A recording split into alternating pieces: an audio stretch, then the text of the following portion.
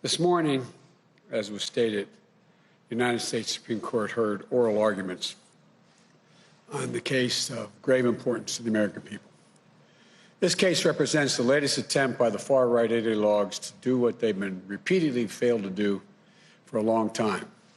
In the courts, in the Congress, in the court of public opinion, over the last decade, to eliminate the entirety of the Affordable Care Act.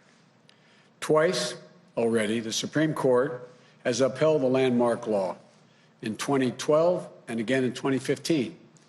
And the Congress, expressing the popular will of the American people on a bipartisan basis, has rejected numerous attempts, numerous efforts by President Trump to erase the law as well. Now, in the middle of a deadly pandemic that has infected more than 10 million Americans, nearly 1 in every 32 Americans, often with devastating consequences to their health, these ideologues are once again trying to strip health coverage away from the American people. The goal of the outgoing administration is clear from the brief they filed in the Supreme Court. It asserts, and I quote, "The entire ACA thus must fall," end of quote. Now, I'm not naive about the fact that health care is an issue that has divided Americans in the past. But the truth is, the American people are more united on this issue today than they are divided. Recently, as last month, a leading survey found that American people want to keep the Affordable Care Act in place by an overwhelming margin of 58% to 36%. 79% of the American people, including 9 out of 10 Democrats, 8 out of 10 independents, and 2/3 of Republicans, want to keep the ACA protections for people with pre-existing conditions, which would be eliminated if this lawsuit were to succeed. This doesn't need to be a partisan issue. It's a human issue. It affects every single American family.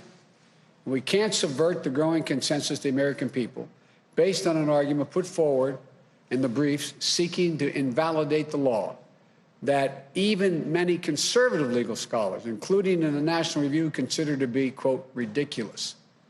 Let's be absolutely clear about what's at stake. The consequences of the Trump administration's argument are not academic or an abstraction. For many Americans, they are a matter of life and death in a literal sense.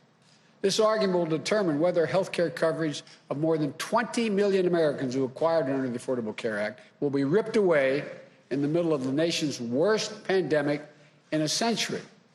Over 100 million people, as the Vice President-elect pointed out, over 100 million people with pre-existing conditions like asthma, diabetes, cancer, could once again be denied coverage, whether complications from COVID-19 like lung scarring and heart damage will be the next flood of pre-existing conditions that can be used as an excuse to jack up premiums or deny coverage altogether. For millions of survivors who have struggled, won, and fought the coronavirus, fought against the loss of their life. This argument is going to determine whether women, as is pointed out, will once again be charged higher premiums just because they're women, or seniors will see their prescription drug costs go up. And like kids whether or not they can stay on their parents' plans till age 26, whether annual lifetime benefits will be reimposed. So someone could walk in and say, "Die in peace, you've run out of your coverage." This isn't hyperbole, it's real as it gets. When a family is faced with the awful news of a child's diagnosis with leukemia, or a mom forced to battle against breast cancer, an accident that leaves loved ones unable to live the life they've always known, it stops your heart. It stops your heart. It wrenches your entire world right off its axis when that happens. And many of you know that from your own personal experiences. Believe me, I know the feeling, and too many American families do as well. In that moment, the very last thing on your mind, the very last thing should be on your mind, is whether you can afford the treatment. The Affordable Care Act was created to put a stop to that inhumanity. It was created to ensure that families thrust into their worst nightmare of their lives could focus not on money, but on the fight that really matters. Obamacare is a law that every American should be proud of. It's why people with pre-existing conditions are protected in this country. It's a law that delivered vital coverage, as I said before, for 20 million Americans who did not have coverage. It's a law that reduced prescription drug price costs for nearly 12 million seniors. It's a law that saved lives and spared countless families from financial ruin. So this effort to bypass the will of the American people, the verdict of the courts in the past, the judgments of Congress, in my view, is simply cruel and needlessly divisive. Regardless of the outcome of this case, I promise you this: beginning on January 20th, the Vice President-elect Harris and I, we're going to do everything in our power to ease the burden of health care on you and your families. I promise you that.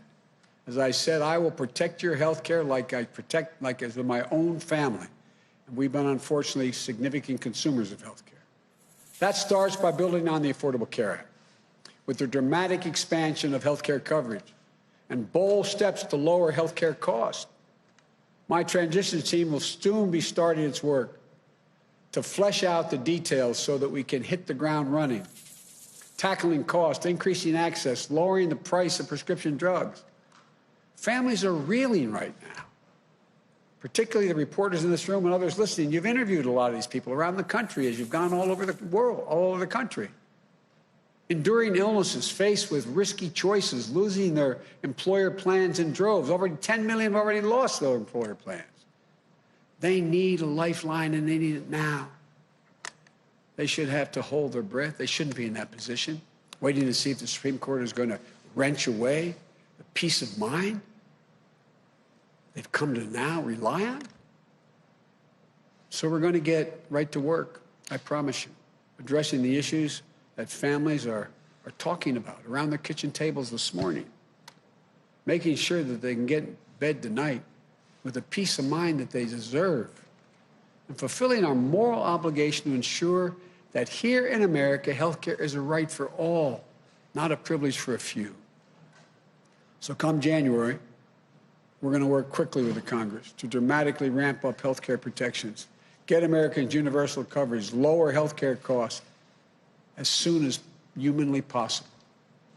That's the promise I make to you.